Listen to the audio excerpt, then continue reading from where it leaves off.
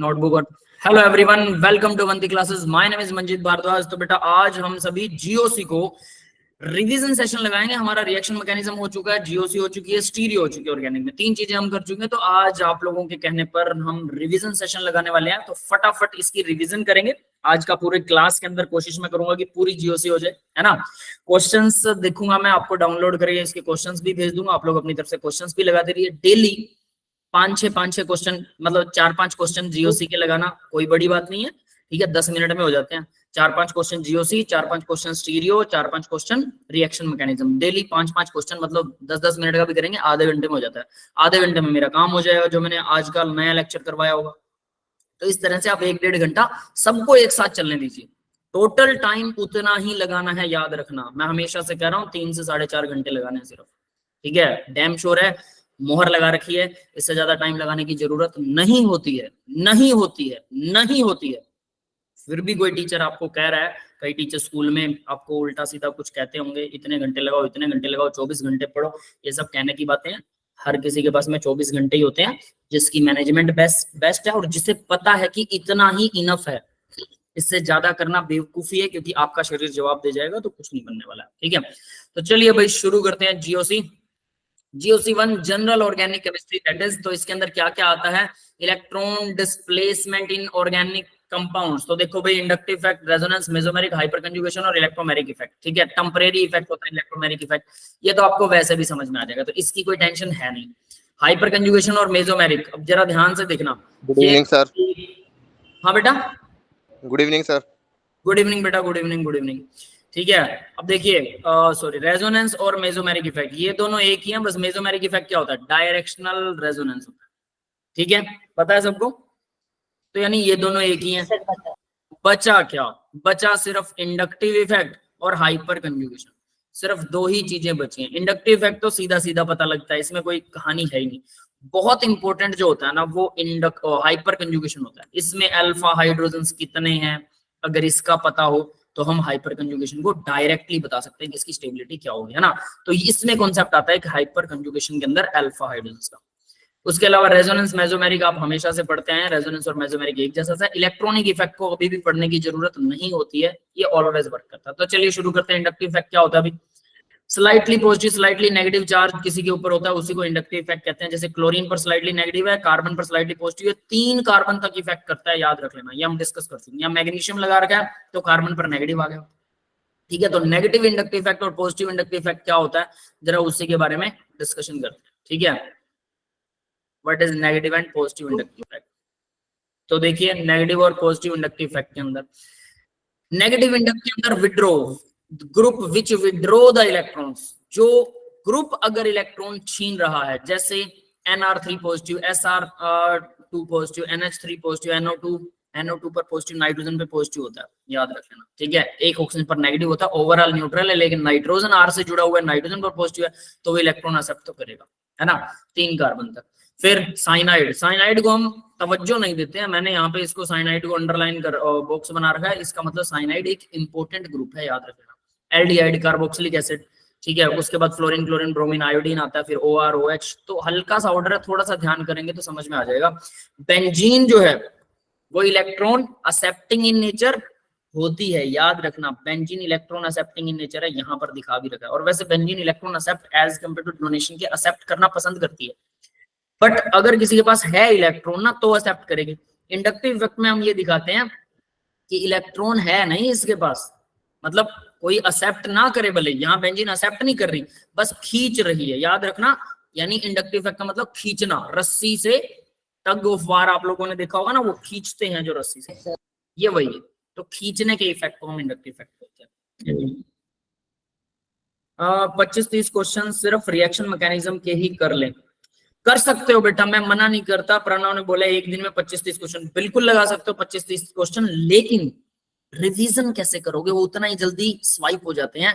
तो 25-30 लगाइए, 5-5 क्वेश्चन किसी दूसरे लेसन के भी लगाइए, अगले दिन फिर से 25-30। देखिए माइंड को क्या करना है पता है, माइंड के साथ गेम खेलिए। माइंड जितना जल्दी, एक दिन आपने पूरी प्रैक्टिस कर ली, एक दिन जिम कर लिया फुल, अगले दिन क्या आप लोगों के डोले शोले बन जाएंगे? क्या आर्नोल्ड बन जाओगे? क्या, कोई नहीं बनने वाला। अगले दिन बेड पे पड़े, थके पड़े रहेंगे। अगले दिन बेड पे थक के नहीं, मसल पेन, मसल और टेंडन एक दूसरे से अलग हो जाएंगे, जिसको बोलते हैं मांस फट जाना, मसल्स फट जाएंगे अंदर से।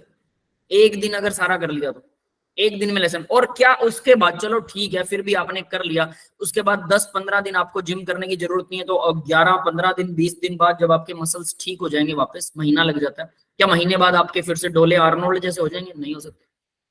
लेकिन वही आपने एक दिन में 8 घंटे लगाए, मैं कहता हूं डेली आधा घंटा करना है और 16 दिन करना है, तो 16वें दिन आपको असर दिखेगा कि नहीं दिखेगा? Yes sir. एक दिन नहीं दिखेगा, दिखेगा 16वें दिन सर। दिखेगा। लेकिन अगर मैं कहूँ कि सिर्फ 1 मिनट हर रोज 1 मिनट डंबल मारने हैं और 10 साल तक मारते रहिए, क्या फर्क पड़ेगा? नहीं सर। नहीं पड़ेगा ना। तो इतना कम नहीं करना कि दिमाग को याद ही ना रहे कि कुछ था भी, इतना ज्यादा नहीं करना कि दिमाग हैवी हो जाए और अगले दिन उसे जल्दी भूल जाए, या 10 दिन बाद उसे बिल्कुल ही भूल जाए। पहले दिन तो बहुत अच्छे से आ गया, सब कुछ आपने मैनेज कर लिया, 25 30 50 क्वेश्चंस कर लिए, बहुत अच्छी बात है। लेकिन अगले दिन फिर से भूल गए, सारा कुछ वापस साफ हो गया, मतलब 10 दिन बाद या महीने बाद फिर से साफ हो गया। तो करें क्या? हर रोज हल्का हल्का हल्का हल्का, यानी आधा घंटा अगर आप एक उस पर लगाते हो किसी टॉपिक पर, एक सब्जेक्ट के आधा घंटा, आधे घंटे से 45 मिनट के बीच में कम से कम इतना लगाना होगा, आधे घंटे से 45 मिनट, ठीक है। ज्यादा से ज्यादा 1.5 से 2 घंटा लगाइए, ठीक है, इससे ज्यादा 2 घंटे से ज्यादा मत लगाइए। अगर आपका रेगुलर चल रहा है और आपको बहुत अच्छी प्रैक्टिस हो चुकी है और अब आप सिर्फ रिवीजन कर रहे हो, तो 3 घंटे लगातार रिवीजन कर सकते हो, कोई दिक्कत नहीं है एक ही सब्जेक्ट की। पर यूं नहीं है कि आप लोग 10 घंटे से एक ही सब्जेक्ट की रिवीजन कर रहे हो ना, बीच में सब्जेक्ट बदल दीजिए। पॉइंट ऑफ इंटरेस्ट क्या होता है कि जब पढ़ाई करते करते हम एक सब्जेक्ट से बोर हो जाते हैं, सब्जेक्ट बदल के देखिए, आपको बहुत अच्छा फील होगा और आपके दूसरे सब्जेक्ट के न्यूमेरिकल सॉल्व होना शुरू हो जाएंगे। इसलिए सब्जेक्ट्स को बदला जाता है। तो सब्जेक्ट की जगह अगर एक ही सब्जेक्ट पढ़ना तो टॉपिक बदल दीजिए, क्योंकि वो याद नहीं रह रहा है ऑर्गेनिक में। इसलिए कह रहा हूँ डेली 5-6 क्वेश्चन रिएक्शन मैकेनिज्म, अगर आपको आता भी है तब भी 5-6 क्वेश्चन रिएक्शन मैकेनिज्म की लगाइए किसी एक पर्टिकुलर टॉपिक के। प्रॉब्लम आ रही है, उस टॉपिक को याद कीजिए, 2 मिनट 4 मिनट 5 मिनट लगेंगे रिवाइज करने में, हाँ ये तो कॉन्सेप्ट था, याद हो गया, अब 5-6 क्वेश्चन लगा लो, अगले दिन फिर से लगा लो। यकीन मानिएगा, अगर आप 15-15-20 मिनट ऐसे करके 2-3 लेसन्स पे जो आपको मुश्किल लगते हैं और बहुत इंपॉर्टेंट है और आने ही चाहिए, उन पे लगाते हैं ना, वो लेसन इतने फिंगर टिप्स पे हो जाएंगे, मतलब दुनिया बदल जाएगी। यकीन मानिएगा। टाइम टोटल 1.5 घंटा ही लगाना। देखो अच्छी बात ये है, इसी को मैनेजमेंट कहते हैं। समझ गए मैनेजमेंट क्या होती है? पढ़ने का तरीका समझ गए बेटा? Yes sir. है ना? तो 20-25 क्वेश्चन करते हो तीनों चैप्टर्स के। सर ऐसा कर सकते हैं कि नहीं, 20 से 25 क्वेश्चंस करें तीनों चैप्टर्स के। अगर 20-25 क्वेश्चन लग पा रहे हैं ना, मतलब आप 6 घंटे लगा के अगर 20-25 क्वेश्चन 3 चैप्टर्स के 20-20 25-25 कर रहे हो, तो गड़बड़ है। मेरा कहने का मतलब समझिए, आज का होमवर्क पहले आज खत्म करना है, पहली बात। उसके बाद में जो भी रिवीजन कर रहे हो, तो उसके रिवीजन के लिए जो टाइम है वो आप आधे घंटे से 45 मिनट एक लेसन का रख सकते हैं मैक्सिमम। अगर आपको लग रहा है कि नहीं यार ये भी ज्यादा है, तो जैसे ऑर्गेनिक जैसों के लिए तो हम ना डेली 15-20 मिनट भी एक लेसन का कोई एक टॉपिक उठा के और उसका न्यूमेरिकल निकालिए ना, क्योंकि ये क्या है, decreasing order increasing order inductive effect लग रहा है, ये वाली चीजें तो 5 मिनट में 5 क्वेश्चन हो जाते हैं नोटबुक पेन से। तो अगर इतना टाइम लग रहा है फिर कोई दिक्कत नहीं है, फिर ऐसे को तो मतलब 10-15 मिनट भी काफी है। 10-15 मिनट में 10-15 क्वेश्चन हो जाते हैं इनके ऑर्गेनिक के, तो इसलिए इसके 10-15 मिनट ही दीजिए। अगर न्यूमेरिकल है बड़ा सारा, एक न्यूमेरिकल 15 मिनट में सोल्व हो रहा है, तो भाई फिर आपको 45 मिनट लगाने पड़ेंगे, 3 न्यूमेरिकल कम से कम करने पड़ेंगे, 3 से 4 या 5 न्यूमेरिकल। समझ गए? तो उस हिसाब से मैनेज किए आप कीजिए, आपको खुद समझ में आ जाएगा। लेकिन मेरा कहने का मतलब है कि 3 लेसन एक साथ इकट्ठा चलने दीजिए। हाँ 10-10 क्वेश्चन कर सकते हो बेटा, वो तो बिल्कुल सही है। सुना ना बेटा, 10-10 क्वेश्चन तो कर ही सकते हो, ठीक है, वो बिल्कुल सही है। 3 लेसन इकट्ठा चलने दीजिए, एक लेसन वो जो आपका आज हो रहा है, 2 लेसन वो ऑर्गेनिक के केस में, 2 लेसन वो जो पीछे वाले आपको रिवाइज करने हैं, उनके 5-5 7-7 क्वेश्चन या कोई एक कॉन्सेप्ट अच्छे से लिखकर याद कर लीजिए।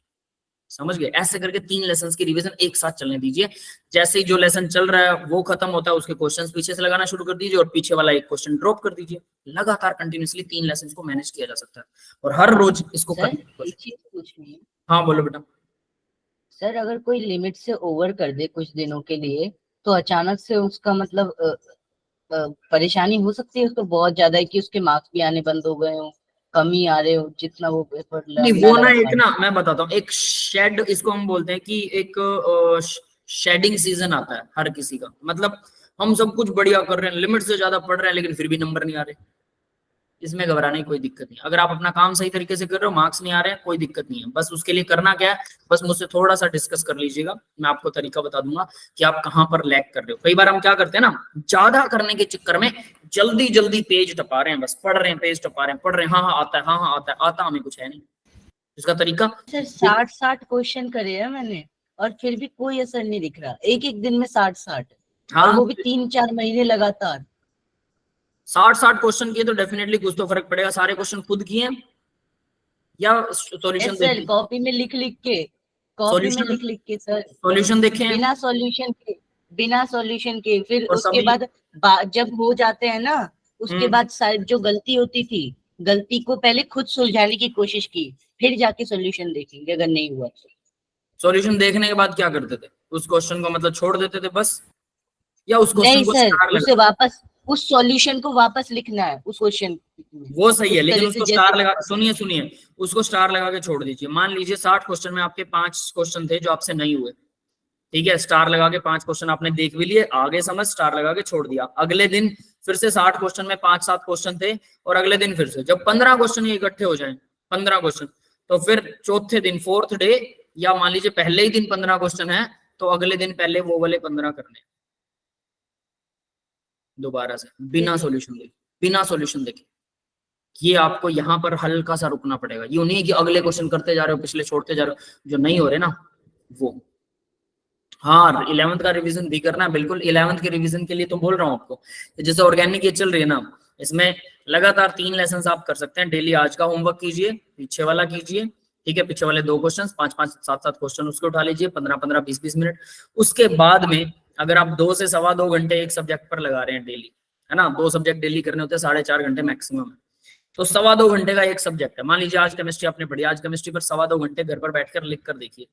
तो उसमें आज का होमवर्क जीओसी रिवाइज कर रहे हैं हम, तो जीओसी के क्वेश्चन लगाने कितनी देर? मुझे लगता है कि ये करने के बाद कोई ऑर्डर है याद करने वाला, तो उसको याद कीजिए, उसे लिख के देखिए। उसके अलावा जो भी है जीओसी के अंदर, आपको उसके सीधे क्वेश्चंस लगाने, क्वेश्चंस लगा के देखिए, क्वेश्चंस हो रहे हैं, नहीं हो रहे हैं, उनको स्टार लगाते जाइए, आगे बढ़ते जाइए। ये काम करने में आपको मैक्सिमम 1 घंटा लगेगा, इससे ज्यादा नहीं लगेगा मेरे लेक्चर के बाद। फिर बाकी आपके पास सवा घंटा बचता है। उस सवा घंटे के अंदर अगर आपको रिएक्शन मैकेनिज्म रिवाइज करना है या स्टीरियो रिवाइज करनी है, आधा घंटा वो रिवाइज कीजिए, 45 मिनट बचेंगे। 45 मिनट +1 का उठाओ, 45 मिनट +1 का कोई भी एक लेसन उठा लो। सबसे पहले आप लोग उठाइए, आईआईटी के स्टूडेंट्स हैं, आईआईटी की तैयारी कर रहे हैं, तो मैथ आपका अच्छा होगा, नहीं है तो कीजिए उसको फिजिकल केमिस्ट्री को।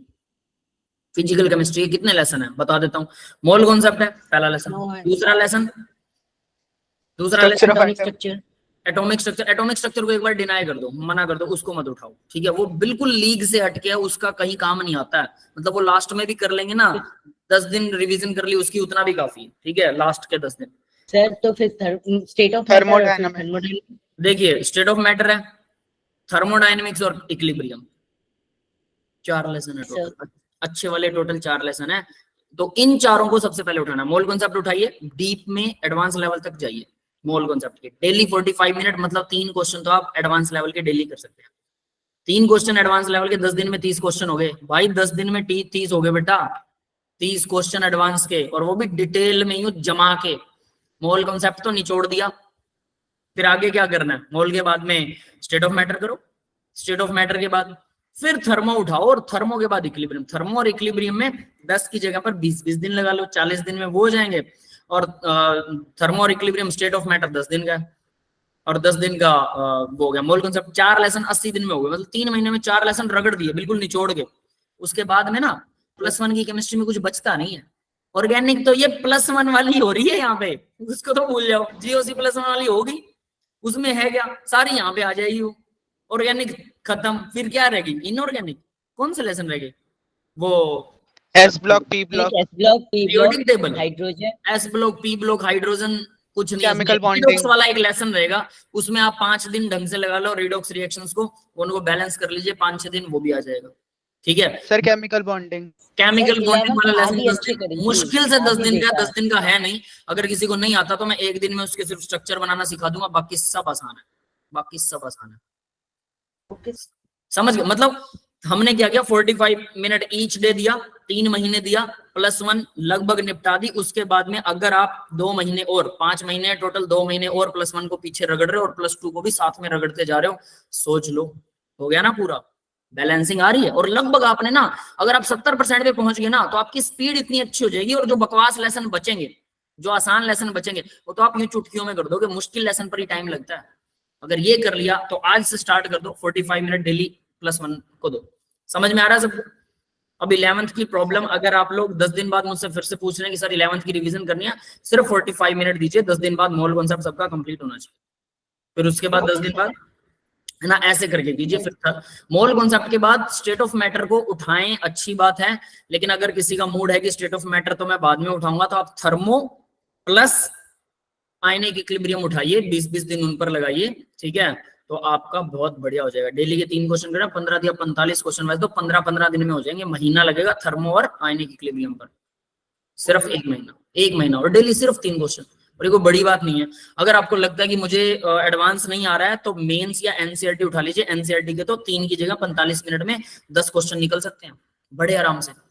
45 मिनट में 10 क्वेश्चन पहले ही कर रखे हो तो पहले कर रखे हो, सारे तो चैप्टर फिर आप एडवांस उठाइए, मेंस और एडवांस, वो तो मैं डायरेक्ट कह रहा हूँ। लेकिन अगर किसी को लगता है कि मेरे को तो बिल्कुल ही नहीं आती, तो सीधा आप 10 क्वेश्चन एक दिन में कर सकते हैं। हफ्ते में आपके सारे एनसीईआरटी हो गए। उसके बाद में आप अगले 20 दिन बोला, अगले 13 दिन तैयारी कीजिए सिर्फ एडवांस की।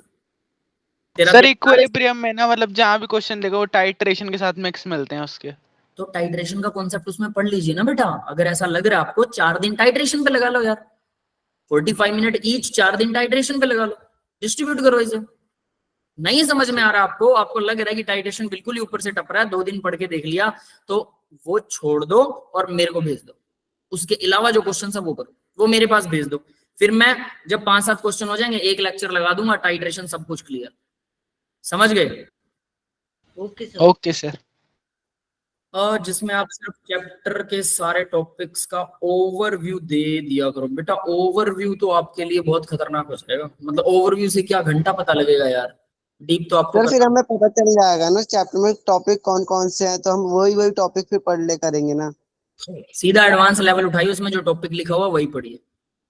फिर भी अगर आपको लगता है किसी चैप्टर की रिवीजन आपको लगता है, मैं एक आधा चैप्टर करवाने की कोशिश कर सकता हूँ, ठीक है। आपकी कोई, अगर आप लोग कहेंगे एक्स्ट्रा क्लास लगा दो सर, तो हम संडे वनडे को कोई एक्स्ट्रा क्लास लगा देंगे, आगे पीछे सुबह एक्स्ट्रा क्लास लगा देंगे, शाम को। पर आपके पास टाइम होना चाहिए, टाइम आपका होना चाहिए ना। मैं ये तो तो है। टाइम तो है ना, मैं अरेंज कर लूंगा, आप सभी एग्री होने चाहिए एक पर्टिकुलर टाइम पर। अब कुछ बच्चे कहें शाम को सर, कुछ बच्चे कहें सुबह सर, फिर शाम को आपकी क्लास होती है ना। सर तो संडे को रख लेगा ना। संडे को तो सभी फ्री होंगे ना हाँ, संडे को रख सकते हैं बिल्कुल। वो आप लोग मेरे को सुटेबल टाइम बताइएगा, हम संडे को लगा दें क्लास। सर कभी भी रख लो संडे में। कल ठीक है, कल +1 का कोई लेक्चर वो करना चाहोगे? Sir Yes, sir. टाइट्रेशन ही करवा दो कल। टाइट्रेशन करवाओ? कल कितने बजे? Yes sir. बताओ कितने बजे रखें? रात को रख लीजिए, मतलब शाम को ही। यस सर, शाम को सर रखो। आप भी पूरे दिन काम कर लेना, फिर उसके बाद हाँ, शाम को मत रखो यार, शाम को नहीं, सुबह रख लो सर सर, फिर आपका 12 जो भी बजे। टाइम सुटेबल हो। सुबह रखो थोड़ा सा। सर सुबह 11-12 बजे रख लो सुबह। 12 बजे से रख ले। Yes sir. ठीक है सर। चलो ठीक है, सेम लिंक ज्वाइन कर लेना, इसी लिंक को वो कर लेना, ठीक है। सेम लिंक से मैं आ सर तो जाऊंगा। बीच में कर लो टाइमिंग, क्या तो क्या करवाओगे? बीच में कर लो टाइमिंग, बीच में मतलब? 3 बजे से। 3 बजे? बताओ भाई, सब एग्री है क्या? सर आप जो टाइम दोगे उस टाइम पे सब आ जाएंगे, संडे है कोई वो थोड़ी ना दिन। ठीक है, हाँ 3 सर। की जगह 2 बजे कर लें बेटा, अजय। 2 बजे भी ठीक है सर जी। ठीक है, 2 बजे डन है भाई, याद रख लेना आप लोग, ठीक है। Okay sir. एक चीज ध्यान रखना, मैं, मेरे पास जो ग्रुप बना हुआ है ना, मैं उसके अंदर मैसेज डाल दूंगा, ठीक है। लेकिन आपके ऑफिशियल ग्रुप के ऊपर मैसेज नहीं डालने वाला हूँ। हालांकि मैं बता दूंगा सबको कि भाई मैं एक्स्ट्रा क्लास लगा रहा हूँ, ऐसा नहीं कि हम छुपा के कुछ करने वाले हैं, ठीक है। बट क्या होता है कि बेटा ना, फिर एक्स्ट्रा क्लास का मतलब टीचर्स, दूसरे टीचर्स सोचते हैं कि ये जानबूझ के टीचर ऐसा कर रहा है, हमारा टाइम वेस्ट कर रहा है, ये है वो है, ठीक है, दिखावे के लिए ऐसा कर रहा है।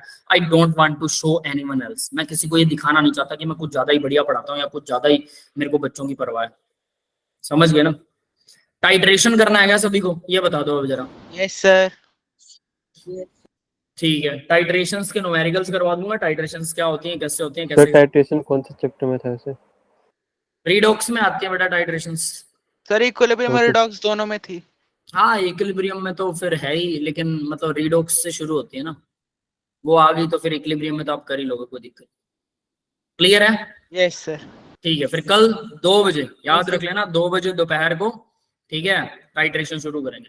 तो आज अब जरा इसको कर लेते हैं फटाफट, इसको निकलते हैं, है ना, इसको निकालते हैं। तो देखिए भाई, ये डिक्रीजिंग ऑर्डर मतलब किसी को इलेक्ट्रॉन अगर हमें मिल रहा है, ग्रुप हम है, याद रखना, सिस्टम दूसरा, इलेक्ट्रॉन अगर हमें मिल रहा है तो क्या होता है वो नेगेटिव, ठीक है। अगर हम इलेक्ट्रॉन दे रहे हैं पॉजिटिव इंडक्टिव इफेक्ट होगा। तो यहाँ पर देखिए NH नेगेटिव सबसे अच्छा होता है, फिर O negative, CO negative, O पर नेगेटिव, अकेला ऑक्सीजन और इसके ऊपर नेगेटिव चार्ज है, और इसके नीचे अगर मैं pH लगा देता हूँ, ठीक है, यानी फिनाइल बेंजीन लगा देता हूँ, तो क्या होगा, ये आसानी से इलेक्ट्रॉन देगा, फिनॉक्साइड आयन है ये, ठीक है, और ये सेकंड नंबर पर पीरियोडिक ग्रुप है। ऐसा है क्या, या इसी के साथ जुड़ा हुआ है, ये क्या है भाई? वो तो उसी के संग जुड़ा हुआ है, H के संग, तभी तो वो मतलब डोनेट कर रहा है इलेक्ट्रॉन, इतने सारे लोन पेयर के ये साथ। कौन सा ग्रुप हो गया? नाइट्रोजन है, एक हाइड्रोजन जुड़ा हुआ है, लोन पेयर है, 1 2 तीसरी वैलेंसी ऑक्सीजन के साथ, और इसके साथ नेगेटिव, ठीक है, ये ऐसा भाई, ठीक है, ये पहला ग्रुप है, ऐसा है। यहाँ पर अगर कुछ भी आएगा, ठीक है, बेंजीन लाइक, तो ये बेंजीन को इलेक्ट्रॉन देगा, यहाँ ये डबल बॉन्ड बनाएगा, ये डबल बॉन्ड बनाएगा तो क्या हो करेगा, नाइट्रोजन यहाँ डबल बॉन्ड बनाएगा, है ना, यस समझ में आ सर। रहा है? ये कुछ ऐसा करेगा, नाइट्रोजन यहाँ डबल बॉन्ड बनाएगा, जिससे इलेक्ट्रॉन डोनेटिंग पावर इसकी बढ़ जाती है। CO नेगेटिव कार्बोक्सिलिक एसिड है, ये हाइपर कंजुगेशन से इलेक्ट्रॉन देगा, ऑब्वियस सी बात है ना। पॉजिटिव इंडक्टिव इफेक्ट यानी कि इलेक्ट्रॉन देने की टेंडेंसी, ये ऐसे करके डोनेट नहीं करेगा, रेजोनेटिक दिखा रहा हूं मैं, इसको डोनेट नहीं करने वाला भी है, रेजोनेटिक नहीं, ये इसको इलेक्ट्रॉन दे रहा है, नाइट्रोजन इसको इलेक्ट्रॉन दे रहा है, उसको सिर्फ धक्का मार रहा है, पुल और पुश होता है, ठीक है। इलेक्ट्रॉन डोनेट करना तो रेजोनेंस में चलेगा ना, रेजोनेंस में ले गया था इसे, ठीक है। यहाँ पर हाइपर कंजुगेशन में CS3 हमेशा इलेक्ट्रॉन डोनेटिंग होता है, ये 2 लगे हुए हैं, ये 1 लगा हुआ है ना, अकेले कार्बन के पीछे ये अकेला CS3 है। फिर TDH क्या है भाई, ये अकेला हाइड्रोजन है, ट्रीटियम, ड्यूटेरियम और हाइड्रोजन, ये भी इलेक्ट्रॉन डोनेटिंग इन नेचर होते हैं, लेकिन हाइड्रोजन सबसे कम, हैवी वाले सबसे पहले। तो ये ऑर्डर तो मुझे लग रहा है आपको देख के याद हो जाना चाहिए, इसमें तो कुछ है ही नहीं, है सर। ना। हाँ बेटा, सर हाइड्रोजन प्लस आई भी शो करता है और नेगेटिव आई भी शो करता है। नेगेटिव आई हाइड्रोजन, नेगेटिव आई कहाँ पर शो किया भाई, बताइए जरा। सर उस वाली सर, टेबल उसमें में भी है, लिखा लेकिन होगा। उसके कंपैरिजन में देखते हैं ना हम लोग, हाइड्रोजन के हाँ कंपैरिजन। देखिए, यहाँ डिक्रीजिंग ऑर्डर, हाँ ये देखिए, ये हाइड्रोजन है, ये भी हाइड्रोजन है, दोनों जगह पर, और ये सबसे लीस्ट है, मतलब इलेक्ट्रॉन डोनेटिंग में भी लीस्ट है और इलेक्ट्रॉन एक्सेप्टिंग में भी लीस्ट है, दोनों तरह के इफेक्ट दिखा सकता है हाइड्रोजन, कोई खास बात नहीं है। हाइड्रोजन की वैसे ना इलेक्ट्रॉन डोनेटिंग टेंडेंसी जो है वो ज्यादा होती है, क्योंकि ये मेटालिक, मेटल के नीचे आता है ना, सोडियम, ठीक है, lithium, sodium, potassium, rubidium, caesium, यहाँ पर आ रहा है। और डेफिनेट सी बात है, आप इसकी आयनाइजेशन एंथैल्पी देखेंगे और इलेक्ट्रॉन गेन एंथैल्पी देखेंगे, तो इलेक्ट्रॉन गेन एंथैल्पी जो है वो इसकी हाईयर है, आयनाइजेशन एंथैल्पी जो है वो लोअर है, मतलब इलेक्ट्रॉन डोनेट जल्दी करता है, प्रोटोनिक फॉर्म में ज्यादा रहता है, तो इसलिए इसकी डोनेटिंग पावर ज्यादा है। एक्सेप्टिंग भी है, H नेगेटिव हाइड्राइड भी तो वो करता है, एग्जिस्ट करता है ना। Yes sir. तो इस तरह से दोनों दिखाता है, और दोनों में लास्ट है ये, तो इसको काउंट नहीं करेंगे। वैसे लास्ट हो जाता है ना, तो इसका मतलब रिवर्स हो जाता है ऑर्डर। यहाँ से तो मैं ऑर्डर ये कह सकता हूँ कि ये इलेक्ट्रॉन डोनेट एक्सेप्ट नहीं कर रहा है, डोनेट कर रहा है एक हिसाब से, और यहाँ मैं कह सकता हूँ कि इलेक्ट्रॉन डोनेट नहीं कर रहा, असलियत में एक्सेप्ट कर रहा है। तो दोनों जगह पर ये वीकेस्ट है सिंपली, बट यहाँ इन्होंने तीनों का ये दिया, ठीक है, कि इन तीनों में ट्रीटियम जो वो इलेक्ट्रॉन डोनेटिंग ज्यादा है as compare to deuterium and hydrogen, ठीक है। और ये ऑर्डर तो बहुत आसान है, आप आसानी से याद भी कर सकते हैं, सीधा देखते ही याद हो जाता है। क्लियर है बेटा? हाँ यस भाई, सर। ठीक है, आगे बढ़ते हैं अब जरा। तो यहाँ देखिए एप्लीकेशंस ऑफ इंडक्टिव इफेक्ट है, यहाँ इंडक्टिव इफेक्ट दिखा रखा है कि NO2 इलेक्ट्रॉन ले रहा है, तो ये सबसे इलेक्ट्रॉन छीनता जा रहा है, देखिए ऐसे करके इलेक्ट्रॉन उस तरफ जा रहा है, मतलब खिंचाव है ये एक तरह का। इंडक्टिव इफेक्ट का मतलब है कि कोई खींच रहा है और वो उसके पास लेके नहीं जा रहा है, और आपके ऊपर जबरदस्ती एक वजन सा पड़ा हुआ है। इसका ऐसे समझ लीजिए, आप जैसे बच्चे लाइन लगा के बैठते हैं ना, लाइन लगा के खड़े हैं और सभी बच्चों को बोला जाए कि एक दूसरे को धक्का लगाइए, लेकिन धक्का इतना नहीं लगाना है कि कोई गिर जाए या किसी के पैर हिल जाए। तो आप लोग अपने फोर्सफुली आप खड़े रहिए, तो सबसे पहले वाला बच्चा है वो दीवार के सामने हाथ लगा के खड़ा है और बाकी सब बच्चे उसको पीठ से धक्का लगा रहे हैं। तो सब बच्चे स्टैंडिंग पोजीशन में, बहुत ज्यादा जोर से धक्का नहीं लगा रहे हैं, लेकिन सबको हल्का हल्का फील हो रहा है एक प्रेशर सा, समझ गए, पर अपनी जगह पर डटे हुए हैं सब। ऐसा ही है इंडक्टिव इफेक्ट, इसको ऐसे फील कीजिए, आपको ज्यादा बेटर समझ में आएगा। यस, क्लियर है सबको? Yes sir. Yes sir. ठीक है, एप्लीकेशन एंड एक्टिव फैक्टर भी। एसिडिक स्ट्रेंथ देखो, ऑब्वियस सी बात है, इलेक्ट्रॉन डोनेटिंग ग्रुप अगर होगा, एसिडिक स्ट्रेंथ डायरेक्टली प्रोपोर्शनल होती है इंडक्टिव इफेक्ट के, ठीक है, नेगेटिव इंडक्टिव इफेक्ट के। तो नेगेटिव इंडक्टिव इफेक्ट मतलब जो इलेक्ट्रॉन एक्सेप्टिंग है, फ्लोरीन इलेक्ट्रॉन एक्सेप्टिंग है, तो कार्बोक्सिलिक एसिड क्या है, कार्बोक्सिलिक एसिड में देखिए क्या होता है, C डबल बॉन्ड O और OH, नेगेटिव आई इफेक्ट। है ना? ये तो लेने हाँ। वाला है ना। या फ्लोरीन है तो ये इधर एक्सेप्ट कर रहा है, तो ये नेगेटिव इंडक्टिव इफेक्ट है। तो नेगेटिव इंडक्टिव इफेक्ट क्या करेगा, मतलब फ्लोरीन इलेक्ट्रॉन ले रहा है यहाँ से, ये डबल बॉन्ड हो यहाँ बनेगा, ऑक्सीजन पर आएगा नेगेटिव चार्ज, कार्बन पर पॉजिटिव, इधर से फ्लोरीन भी इससे इलेक्ट्रॉन ले रहा है तो ये पॉजिटिव और ज्यादा पॉजिटिव हो जाएगा। तो ये क्या करेगा, ये इस ऑक्सीजन से लेगा लोन पेयर, और ये ऑक्सीजन से लोन पेयर ले रहा है तो ये ऑक्सीजन अपना लोन पेयर वापस हाइड्रोजन से लेगी, मतलब हाइड्रोजन H पॉजिटिव आयन के डोनेटिंग की टेंडेंसी बढ़ गई। यस, समझ में आ गया? Yes, sir. आ गया समझ। अगर Yes, कोई sir. इलेक्ट्रॉन डोनेटिंग हो तो यहाँ से ऑक्सीजन तो अपना इलेक्ट्रॉन पक्का लेने वाला है, कार्बन पे आ गया पॉजिटिव तो कार्बन को यहाँ से इलेक्ट्रॉन मिल रहे हैं, ठीक है। अगर कोई इलेक्ट्रॉन डोनेटिंग ग्रुप लगा हुआ तो डोनेटिंग ग्रुप है, ठीक है, तो कार्बन को मिल रहे हैं, कार्बन इस ऑक्सीजन से लेने की टेंडेंसी कम हो जाएगी, इस ऑक्सीजन का इलेक्ट्रॉन नहीं जाएगा तो ये हाइड्रोजन से नहीं छीनेगी, तो हाइड्रोजन के अलग होने की टेंडेंसी कम हो जाएगी। क्लियर है? सिंपल लॉजिक के Yes, साथ sir. चलिए, आपको सीधा समझ में आएगा। बेसिक स्ट्रेंथ देखिए, nitrogen electron donating in nature होती है ना, तो positive inductive effect, basic strength बढ़ती है पॉजिटिव इंडक्टिव इफेक्ट से। जैसे CH3NH2, नाइट्रोजन इलेक्ट्रॉन डोनेट करना चाहती है, बिल्कुल इसके पीछे CH3 बैठा है, CH3 electron donating in nature होता है, हाइपर कंजुगेशन भी करता है, लेकिन बिना हाइपर कंजुगेशन के ये धक्का भी लगाता है, एक पुल भी, पुश जिसको बोलते हैं, पुश भी करता है, ठीक है। तो पुश कर रहा है मतलब इलेक्ट्रॉन डोनेटिंग है तो पॉजिटिव आई इफेक्ट दिखाएगा। अगर ले रहा है, किसी से कुछ लेना गलत होता है, मैं हमेशा से कहता हूँ, ये सिंपल रूल है ना।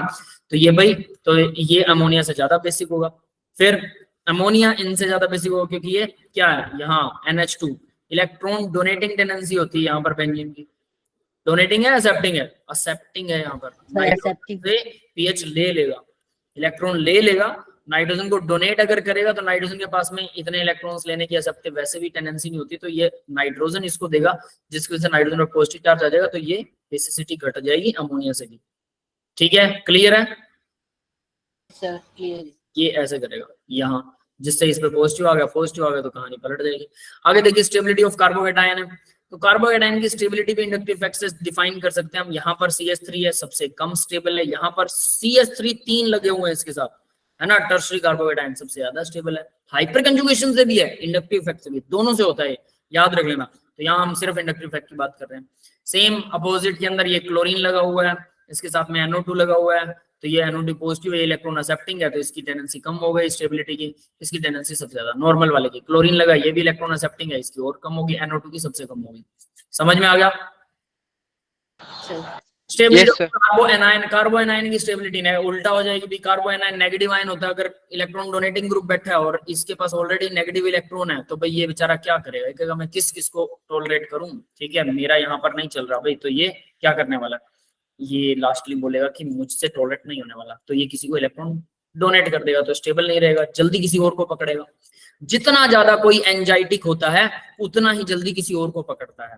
इफ यू आर एंजाइटिक about your test, about your preparation, तो आप बहुत जल्दी फाइंड आउट कर लेंगे रास्ता, ठीक है। कुछ प्रॉब्लम आएगी तो मुझसे पक्के तौर पर डिस्कस करेंगे कि सर ये प्रॉब्लम आ रही है, आप तो ऐसे ऐसे बातें कर रहे थे, ठीक है। मैंने आपको जनरल व्यू बताया है, अब उस जनरल व्यू में भी कहीं ना कहीं कुछ ना कुछ प्रॉब्लम्स हर रोज बच्चों को आती हैं, ठीक है। हर एक हर रोज नई फेस प्रॉब्लम करते हैं बच्चे।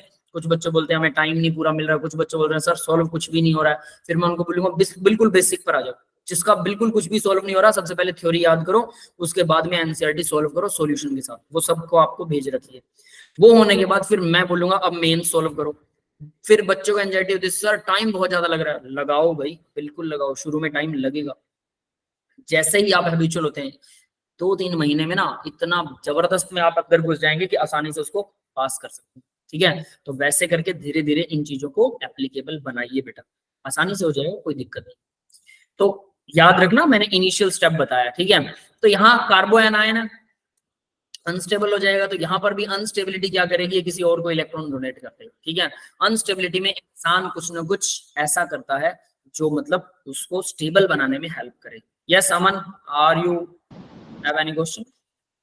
सर जो इस पेज में ऊपर में ना एग्जांपल 5th है, उसमें इंडक्टिव इफेक्ट का ना मुझे 4th कार्बन तक लग रहा है कि हो रहा है।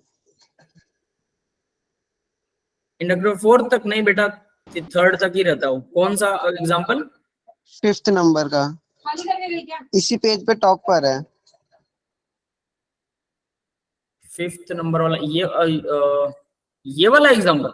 बेंजीन रिंग है नो सर, टॉप पर है सर, ऊपर है बेंजीन रिंग वाले सबसे शहर। ऊपर ये वाला? यस सर, ये बता दो एक बार। ये 5th कार्बन पर आप ऐसा करो 5th कार्बन तक लगेगा। नो सर, ऐसा लग रहा है जैसे 4th कार्बन तक हो रहा है। देखो NO2 है, यहाँ देखिए, यहाँ क्या है, ये NO2 है, नाइट्रोजन पर होता है पॉजिटिव चार्ज, तो नाइट्रोजन पॉजिटिव चार्ज है, इसका मतलब नाइट्रोजन इलेक्ट्रॉन छीनेगा। तो पहला कार्बन ये रहा, दूसरा ये रहा, ठीक है, पहला, दूसरा और तीसरा ये रहा। अब तीसरे तक ये इफेक्ट काफी कम हो जाता है, ठीक है। तो अब दूसरी चीज आती है, C double bond O negative है, O नेगेटिव है, ये डबल बॉन्ड इधर जाएगा, ऑक्सीजन इधर से छीनेगा, ठीक है। तो इस कार्बन तक हम कहेंगे इस कार्बन तक इफेक्ट कैसे जाता है। तो अगर बेंजीन रिंग की आप बात करते हो, बेंजीन रिंग में जो डबल बॉन्ड्स है ना, ये हेल्प करते हैं, रेजोनेंस भी कुछ ना कुछ हेल्प करता है, इसीलिए ये यहां तक पहुंच गया। अगर आप सिर्फ इंडक्टिव इफेक्ट की बात करो, इंडक्टिव इफेक्ट की पावर यहां तक है, लेकिन इस पावर को एनहेंस कर दिया रेजोनेंस ने, और ये यहां तक असर करेगा। समझ में आ गया? Yes sir. तो इसलिए हम इसको पूरा ही दिखाते हैं, मतलब ये दो इफेक्ट्स को मिला के बात कर रखी है कि ये तो तीसरे कार्बन तक रह गया, बट इसकी एनहेंसमेंट तो होगी ना, कि मान लो कि एक बच्चा रस्सी खींच रहा है, दूसरा और खींच रहा है, एक ही कैपेसिटी वो सिर्फ 1 फुट तक खींच पाएगा, लेकिन दूसरा बच्चा उसको 1.5 फुट तक खींच लिया, तो हम क्या उसको सिर्फ दिखाएं कि 1 ही फीट तक खींच रहा है? हम टोटल दिखाएंगे 1.5 फीट तक। आप बोलोगे आधा फीट और कहां से आया, ये तो सिर्फ 1 फीट तक कैपेसिटी थी एक बच्चे की, तो हम बोलेंगे दूसरा बच्चा भी तो जुड़ा हुआ है ना, तो हम दोनों का कंबाइंड इफेक्ट दिखाते हैं। बेंजीन रिंग में तो कंबाइंड इफेक्ट दिखाएंगे, ठीक है। अब बेंजीन के अलावा अगर बेंजीन रिंग नहीं है, जैसे यहाँ पर देखो, यहाँ इसने साफ साफ दिखा रखा है तीसरे जैसे कार्बन इसमें 3 तक ही है। 1 2 3 तीसरे तक है ना, उसमें उसने सारे दिखा दिए। तो यहाँ हमें लगता है कि यार ये कैसे हो गया, है ना, ये इस कार्बन तक पहुंच गया, क्योंकि इसमें बेटा दूसरा इफेक्ट भी जुड़ा हुआ है। क्लियर है? Yes sir. ठीक है। तो यहाँ अब आगे देखते हैं बात। तो कार्बो एनायन भाई नेगेटिव चार्ज, तो ऑब्वियस अनस्टेबिलिटी है, तो ये किसी न किसी से रिएक्शन करेगा, हमें स्टेबिलिटी चाहिए। का फ्री रेडिकल क्या होता है? Free radical electron accepting in nature होता है, याद रखना, ये हम डिस्कस कर चुके हैं। किसी को इसके बारे में बात करनी है, कैसे होता है इलेक्ट्रॉन एक्सेप्टिंग इन नेचर, क्या पता है सबको? No sir. ठीक है। डाइपोल मोमेंट, तो डाइपोल मोमेंट क्या होती है? Greater the inductive effect result in the greater dipole moment. Inductive effect ज्यादा होगा तो डाइपोल मोमेंट ज्यादा होगा। देखो भी NO2 इलेक्ट्रॉन छीन रहा है, सबसे ज्यादा डाइपोल मोमेंट इसका होगा, कार्बोक्सिल की जगह कम, फ्लोरीन का उससे कम, और अल्कोहल का सबसे कम, इसमें ऑप्शन लगेगा, ठीक है। तो ये सबको पता है डाइपोल मोमेंट क्या होता है, स्लाइटली नेगेटिव और स्लाइटली पॉजिटिव चार्ज होते हैं, है ना, HCl लगा लो। तो इन दोनों का, इस नेगेटिव चार्ज या पॉजिटिव चार्ज का जो अमाउंट है, अमाउंट चार्ज का अमाउंट यानी कि मैग्नीट्यूड, है ना, तो नेगेटिव पॉजिटिव चार्ज नहीं है, जो स्लाइटली है, कितना वैल्यू इसकी, है ना, तो इसकी वैल्यू मल्टीप्लाई में क्या होता है? डिस्टेंस, इनका सेपरेशन का डिस्टेंस, इंटर न्यूक्लियर डिस्टेंस होता है, ठीक है। तो इसको बोलते हैं डाइपोल मोमेंट। तो इसकी वैल्यू ज्यादा होगी, इंटर न्यूक्लियर डिस्टेंस तो कम ज्यादा, वो तो एक अलग चीज है, वेरी करता है मॉलिक्यूल टू मॉलिक्यूल, लेकिन इसकी वैल्यू बढ़ती जाएगी तो मल्टीप्लाई की वैल्यू बढ़ती जाएगी, है ना। तो इसलिए जितना ज्यादा स्लाइटली नेगेटिव पॉजिटिव चार्ज कोई क्रिएट करेगा, यानी इंडक्टिव इफेक्ट उतना ही क्रिएट करेगा, उतना इंडक्टिव इफेक्ट ज्यादा होगा, तो इस तरह से बढ़ती जाएगी, ठीक है। समझ में आ गया? सिंपल सिंपल चीजें हैं, बेसिक्स याद रखिए, उसके बाद में आपको उसको ध्यान में रखते हुए कुछ ना कुछ करना पड़ता है। तो यहाँ देखिए भाई, अब रेजोनेंस क्या होता है, रेजोनेंस हाइब्रिड क्या होता है? रेजोनेंस इलेक्ट्रॉन्स का मूवमेंट है, ये हम जानते हैं, ये ऊपर घूम रहे हैं same as it is benzene में, नीचे घूम रहे हैं, तो ये पाई इलेक्ट्रॉन यहाँ घूम रहे हैं और यहाँ घूम रहे हैं, और इस तरह से क्या करते हैं, रिंग करंट बनाते हैं बेंजीन में। याद है मैंने रिंग करंट बोला था।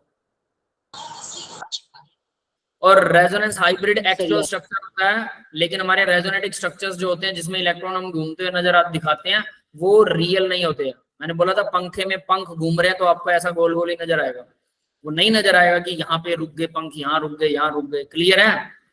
पर आप yes sir.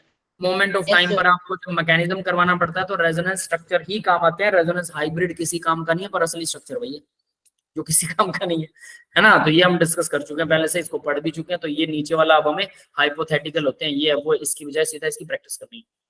Resonance energy, potential energy difference होता है मोस्ट स्टेबल स्ट्रक्चर और रेजोनेंस हाइब्रिड के बीच में, इसको रेजोनेंस एनर्जी बोलते हैं। Stability of molecule directly proportional होती है रेजोनेंस एनर्जी की। कंडीशन ऑफ रेजोनेंस, रेजोनेंस के लिए कंडीशन क्या है? sp2 होना चाहिए, sp यानी ट्रिपल बॉन्ड या डबल बॉन्ड होना चाहिए अल्टरनेट में, है ना, और पैरेलल होने चाहिए p ऑर्बिटल्स एक दूसरे के। ऑब्वियस है, अगर परपेंडिकुलर होंगे तो रेजोनेंस नहीं बनाएगा। जैसे ये देखिए यहाँ पर p ऑर्बिटल्स क्या है, इसका और इसका, ये पैरेलल है ना एक दूसरे के, yes yes sir. That is it. ठीक है, आगे बढ़ते हैं। Next, molecule should be conjugated system, मतलब डबल बॉन्ड अल्टरनेट में डबल और ट्रिपल बॉन्ड होना चाहिए। ठीक है, कंजुगेटेड। टाइप ऑफ कंजुगेशन, और टाइप ऑफ कंजुगेशन के अंदर देखिए क्या क्या है। मैंने मेसोमेरिक इफेक्ट यहाँ पर बताया था आपको कि डायरेक्शनल होता है, तो नीचे वाले सारे एग्जांपल्स एक ही डायरेक्शन में चलते हैं, और ये एग्जांपल है जो दोनों डायरेक्शन से। ये आप ये डबल बॉन्ड इधर ले आइए, इस और इस बॉन्ड को इधर ले जाइए। ठीक है, कैसे भी कर सकते हैं, या फिर आप इस बॉन्ड को इधर ले आइए, इस बॉन्ड को इधर ले आइए, तो दोनों डायरेक्शन से चल सकता है। तो ये है रियल में रेजोनेंस। अगर कोई सिर्फ एक ही डायरेक्शन से चल सकता है तो वो क्या है, वो मेसोमेरिक इफेक्ट। यस, क्लियर है ना? ये तो सबको क्लियर है? Yes sir. ठीक है, अब आगे देखते हैं इसी के अंदर rules for writing resonance structure. तो इसमें रूल कुछ नहीं है, वही पॉजिटिव नेगेटिव चार्ज का सेपरेशन कैसे होना चाहिए, एडजेसेंट एटम पे आना चाहिए नहीं आना चाहिए। ठीक है, कौन सा गलत है, देखिए ये ऐसे डबल बॉन्ड इकट्ठे नहीं लगा सकते, ये गलत है। ठीक है, रिंग नहीं बना सकते, स्ट्रेट चेन से आप रिंग नहीं बना सकते, ये भी गलत है। ठीक है, फिर जैसे यहाँ पर ये डबल बॉन्ड है, ये वाला और ये वाला, तो आप इनको फ्री रेडिकल में कन्वर्ट नहीं कर सकते, ये भी गलत है। तो ऐसा तो हम करते भी नहीं है, पता ही है सबको, है ना? तो कॉमन से रूल्स है।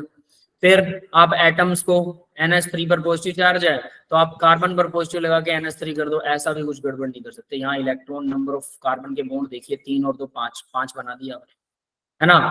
तो भी नहीं कर सकते, वो भी हम नहीं करते ऑब्वियस। और ये सारे ही गलत दिखा रखे इन्होंने, डबल बॉन्ड है तो इसको पॉजिटिव नेगेटिव यहाँ बना दिया, यहाँ बना दिया, ये यहाँ बना दिया, यहाँ बना दिया, not considered as resonance structure. Clear है बेटा? Yes sir. याद करोगे, अपने आप बनाना है, ये कोई खास चीज है नहीं। एजाइड N3 होता है, एजाइड, इसका मैंने स्ट्रक्चर बना के दिखाया था आपको। N3 ऐसा होता है, नाइट्रोजन और पॉजिटिव 4 बॉन्ड बना रही है बाहर वाले नाइट्रोजन, और ये दोनों नाइट्रोजन क्या है, नेगेटिवली चार्ज है। ठीक है, उसके अलावा स्ट्रक्चर्स ऑफ रेजोनेंस है, practice it yourself. Important points, अब कुछ इंपॉर्टेंट पॉइंट्स हैं रेजोनेंस के बारे में। आउट ऑफ 5 और डीलोकलाइजेशन रेजोनेंस बाय N3 दिखा दो एक बार, क्या बेटा? N3 दिखा दो एजाइड वाला। ये रहा,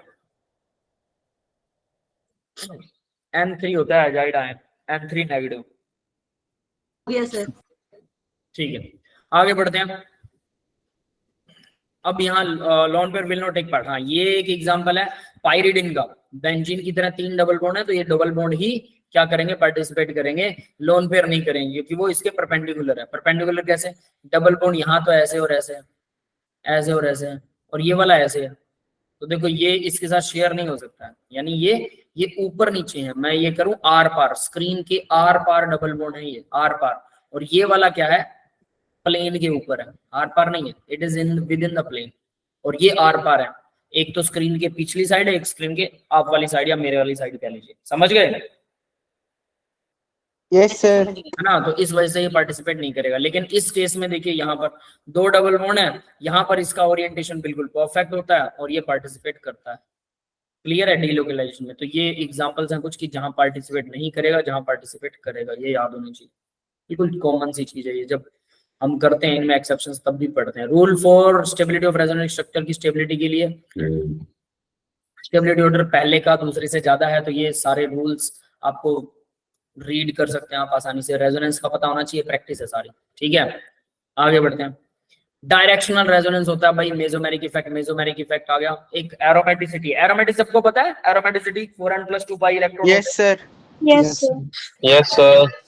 ठीक है, एरोमेटिसिटी पता है तो बहुत अच्छी बात है। एरोमेटिसिटी के ऊपर जीओसी के अंदर ना क्वेश्चंस आते हैं, एरोमेटिक है नहीं है, कौन सा है, और वो पक्के तौर पर एडवांस में भी 2-3 नंबर का क्वेश्चन पक्का आता है एरोमेटिसिटी पर। उसके 2-3 पेज हैं मुश्किल से क्वेश्चंस के, वो सारे लगा लो, एरोमेटिसिटी खत्म हमेशा के लिए। सर एरोमेटिक, नॉन एरोमेटिक और एंटी एरोमेटिक वाले। हाँ, एरोमेटिक, नॉन एरोमेटिक और एंटी एरोमेटिक ये आते हैं। क्या पूछ रहे हो क्या? वाले क्वेश्चन आते हैं क्या, मतलब यही पूछ रहा था। हाँ, इन्हीं के बारे में क्वेश्चन आता है, which one is aromatic, non aromatic और एंटी एरोमेटिक। ठीक है, करे थे ना कहीं पे, क्या याद है करे हुए थे कहीं पे क्वेश्चन, तो बस याद रह गए। सही है, सही है, चलो बढ़िया किए हुए हैं। तो चलिए आगे बढ़ते हैं हम जरा। तो मेसोमेरिक डायरेक्शनल रेजोनेंस होता है बस, और तो इसमें कुछ है नहीं। ठीक है, टाइप ऑफ मेसोमेरिक इफेक्ट है, पॉजिटिव मेसोमेरिक, नेगेटिव मेसोमेरिक। ये भी वही है, अगर कोई इलेक्ट्रॉन डोनेट कर रहा है ग्रुप तो वो पॉजिटिव मेसोमेरिक दिखाएगा। अगर कोई इलेक्ट्रॉन एक्सेप्ट कर रहा है तो वो नेगेटिव मेसोमेरिक दिखाएगा। सीधी सी बात है। अब उनका relative order of positive mesomeric effect देखिए, इसके लिए मैंने आपको मतलब एक पीडीएफ शेयर की हुई है, सभी को याद है, जिसमें Yes, sir, है। नेगेटिव वाले ये सारे ऑर्डर दे रखे हैं, तो वहां से आप ऑर्डर वहां से भी कर सकते सर हैं, बेसिक वाली है ना। हाँ, बेसिक केमिस्ट्री के तो वहां से ऑर्डर कर सकते हैं। इन ऑर्डर्स में इनको मैच करके देख लेना। अगर कोई इनमें से आपको बेटर लगे कि इनमें कोई एक आधा ऑर्डर दे रखा है, तो वही चीज आप वहां से भी दोबारा देख सकते हैं। ठीक है, मतलब उसको ऐड कर लेना, बस और कुछ नहीं है। नेगेटिव अगर मेसोमेरिक पहले से ही कोई और याद है तो मतलब प्लस वन बहुत में बढ़िया याद बात है। करेंगे। उसको याद रखिए, उसके अंदर ऐड ऑन कर लीजिए, एक दो ग्रुप्स आप उसमें ऐड ऑन कर लीजिए, बस सीधी सी बात। ठीक है ना, ये वही चीज है। यस सुने ना बेटा, बोलिए क्या क्वेश्चन आपका।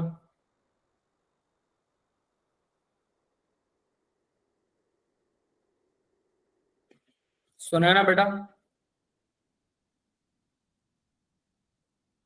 कुछ लिख रहे होगा।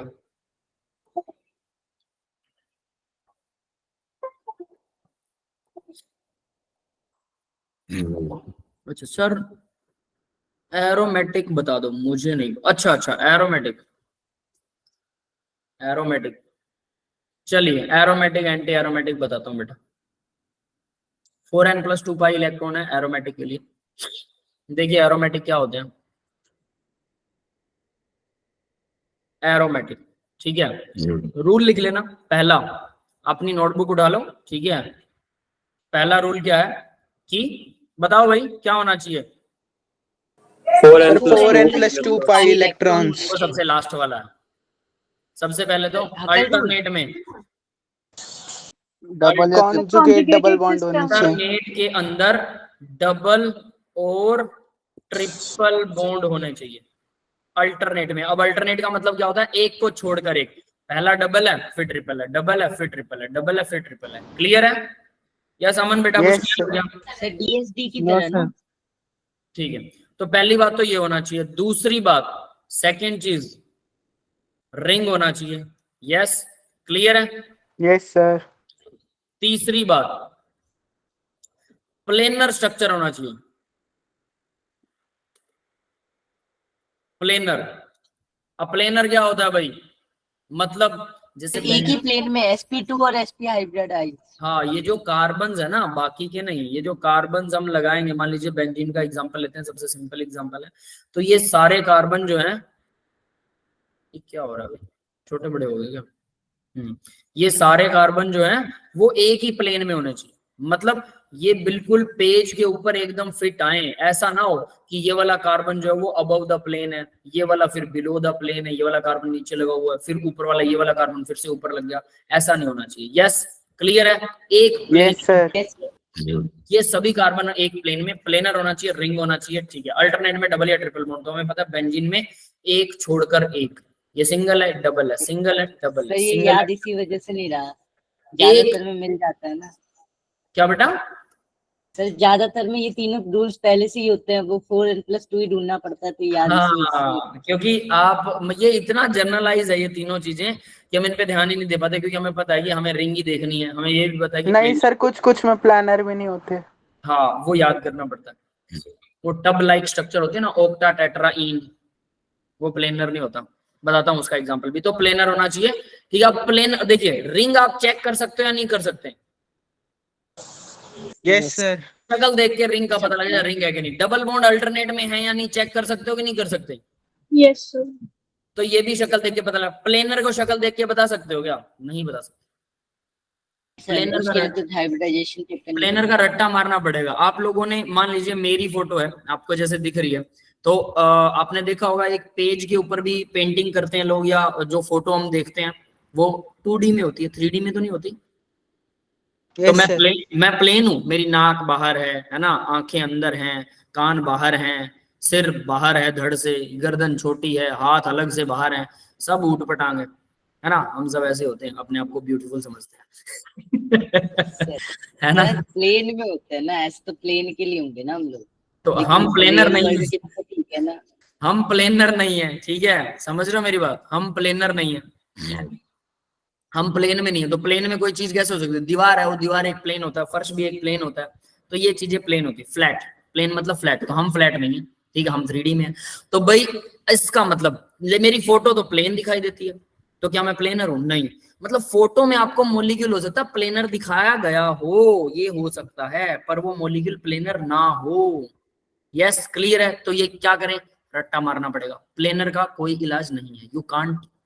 सर मतलब हाइब्रिडाइजेशन से नहीं कर सकते? हाइब्रिडाइजेशन से सर अगर sp3 है तो नॉन प्लेनर होगा, sp2 है तो प्लेनर होगा, ऐसे नहीं कर सकते? sp3 yes sir. Sir tetrahedral तो आपको क्या नहीं? लगता है सिर्फ कार्बन ही ऐसा आएगा? कार्बन की जगह हेटेरो एटम आ गया, हेटेरो एटम, सल्फर आ गया, कोई और चीज आ गई, सिलिकॉन। सिलिकॉन आ एक बार गया, हाइब्रिडाइजेशन चेक कर ले तो। है ना? अब हाइब्रिडेशन चेक भी करेंगे, देखिए क्या होता है कि हाइब्रिडेशन अगर चेक भी करें, sp3 है, ठीक है, sp3 के अंदर एक sd3 भी होता है, sd3 और sp3 स्क्वायर प्लेनर भी होता है उसमें, sd3 में। Sir sp3d2। अब sd3 कैसे डिसाइड करोगे? मतलब ठीक है, कुछ कुछ अंदाजा आप लोग कह सकते हैं कि वैसा करके देख सकते हैं, ठीक है। बेटा याद करना पड़ेगा, प्लेनर चेक नहीं कर सकते, यही तो बता रहा हूं आपको, इसको चेक नहीं किया जा सकता, ये याद ही करना पड़ेगा। जैसे प्रणव ने कुछ कहा ना, तो उसका आंसर देता हूं कि आप sp3 चेक करना, मुझे बताना फिर। तो ये 3 रूल है, चौथे रूल की बात करते हैं, ठीक है। फोर्थ देखिए, जो सबसे इंपॉर्टेंट है, जो बार बार हमें देखना पड़ता है, 4n+2 इक्वल होना चाहिए पाई इलेक्ट्रॉन्स के। ये पाई इलेक्ट्रॉन्स क्या हो सकते हैं? डबल बॉन्ड हो सकते हैं, कोई दिक्कत नहीं है, ठीक है, या फिर क्या हो सकते हैं? लोन पेयर भी हो सकते हैं, लोन पेयर या नेगेटिव चार्ज वाले, नेगेटिव, है ना? ये बात समझ में आ रहा है? Yes sir. Yes sir. Lone pair भी हो सकते हैं, पाई इलेक्ट्रॉन्स भी हो सकते हैं, कोई चक्कर नहीं है। तो ये 4n+2 pi electrons equal to pi electron होने चाहिए। तो देखिए बेंजीन में देखिए, दो इलेक्ट्रॉन कितने हो गए? 6। तो पाई इलेक्ट्रॉन कितने हैं? डबल बॉन्ड 3 है, तो पाई इलेक्ट्रॉन कितने हैं? 6। 6। यस, तो 4n+2 इक्वल आएगा 6 इलेक्ट्रॉन्स। तो ये इक्वल होने चाहिए, तो हमेशा बराबर इसका क्या, यहाँ पर हम n की वैल्यू निकालेंगे। n जो है वो इक्वल हो सकता है 0 के, 1 के, 2 के, 3 के, 4 के, 5 के। n 1.5 नहीं हो सकता, माइनस नहीं हो सकता। यस, क्लियर है? Yes sir. 0 1 2 3 4 हो Yes. सकता है। तो n की वैल्यू यहाँ फाइंड कीजिए, तो n निकाल लिया हमने, क्या निकलेगा? 2 उधर गया, 4 आ गया, 4/4 आ गया, कितना आ गया? 1 आ गया। यस, क्लियर है? तो इसका Yes, sir. मतलब बेंजीन क्या है? बेंजीन जो है वो एरोमेटिक है, बस। क्लियर हो गया बेटा? Yes sir. अब देखिए, बेंजीन में मुझे पता है अल्टरनेट में डबल बॉन्ड है, बिल्कुल है। बेंजीन में मुझे पता है बेंजीन रिंग है, बिल्कुल है। बेंजीन में मुझे ये भी पता है कि वो प्लेनर है, कैसे पता? रट्टा मार रखा मैंने, ये होती है प्लेनर, आपको भी याद रखना है, ठीक है। अब सिर्फ यही चीज है जो रट्टा मारनी है, बाकी 4n+2 पाई इलेक्ट्रॉन ये चेक कर सकता हूँ, ये तो मैं चेक कर सकता हूँ। अब बात करते हैं प्रणव की, ठीक है। प्रणव ने बोला कि सर sp2 हाइब्रिडेशन चेक करके कर सकते हैं। बिल्कुल बेटा, आपका अंदाजा ठीक है, बस अंदाजा ही ठीक है, ठीक है, बाकी कुछ ठीक नहीं है। तो देखिए जरा, ये क्या है? ओक्टा, ओक्टा बोले तो यहाँ पर मैं 8। वो दिखा देता हूँ, ये कार्बन है, ये सब कार्बन है, कॉर्नर्स, ताकि आपको अच्छे से दिखे।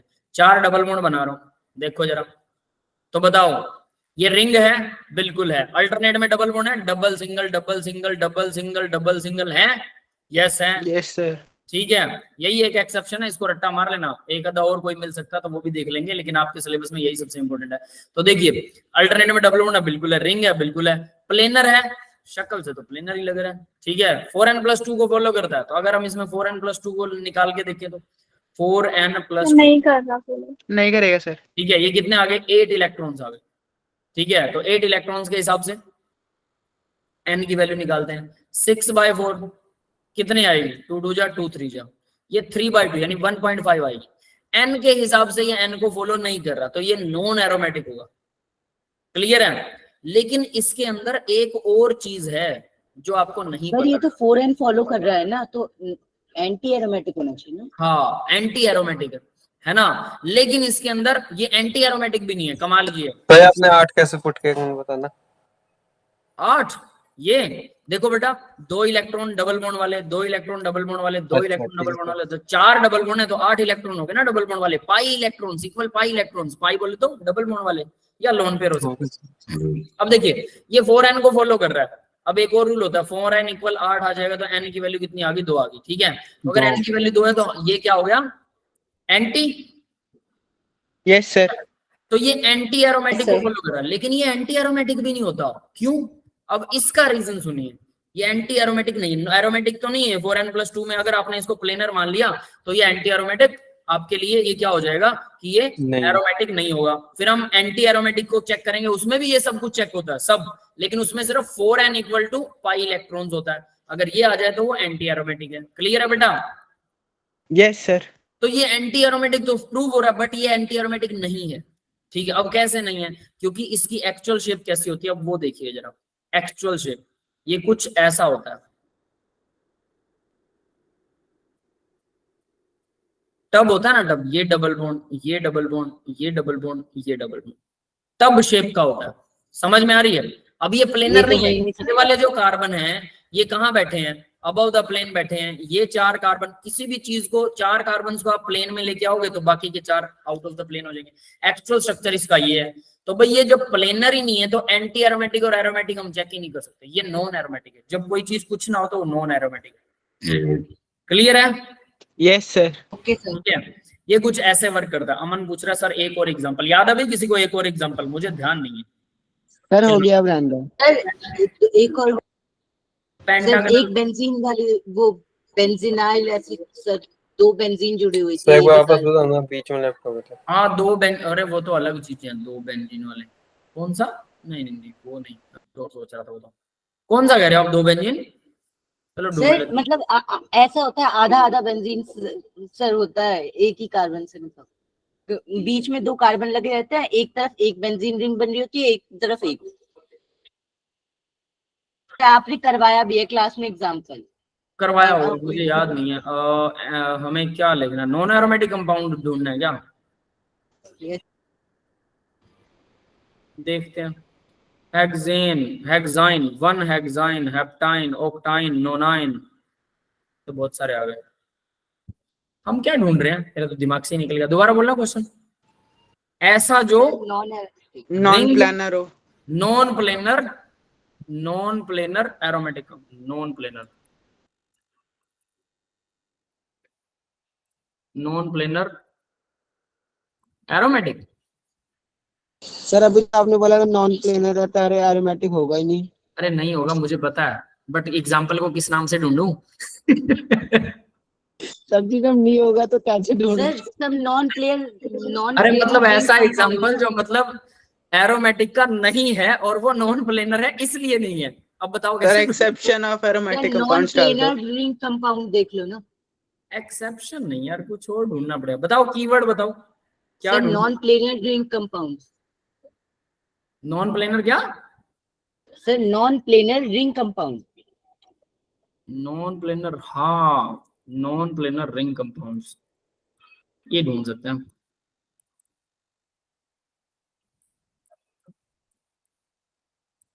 देखते हैं non planar ring compound. What do you know by cyclic compound? ये कुछ और ही आने लग गया। नॉन प्लेनर कंपाउंड कुछ और ही आ रहा बेटा, आपके उससे नहीं बन रही बात।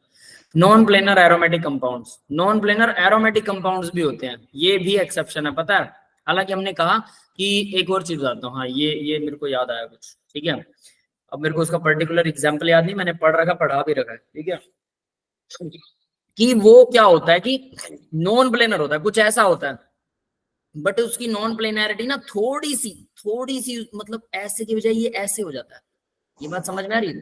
थोड़ा सा प्लेनर हो जाता है, थोड़ा सा प्लेनर, जिसकी वजह से इसमें एरोमेटिक कैरेक्टर आ जाता है, थोड़ा सा प्लेनर होने की वजह से। ऐसे भी एक्सेप्शंस हैं, हायर क्लास में आते हैं। ठीक है, वो मॉलिक्यूलर पर्टिकुलर, मुझे मॉलिक्यूलर याद नहीं है, लेकिन मॉलिक्यूलर याद नहीं, बट सामने आएगा तो मुझे याद आ जाएगा कि ये एक्सेप्शन था। ठीक है, तो ऐसे भी होते हैं। क्लियर? अब भाई इसके लिए मेरे को कीवर्ड नहीं मिल रहा है। How to easily identified which is aromatic is planar. देखिए हाँ एक आया कुछ, देखता हूँ इसमें कोई एग्जांपल मिल जाएगा। Non planar with resonance.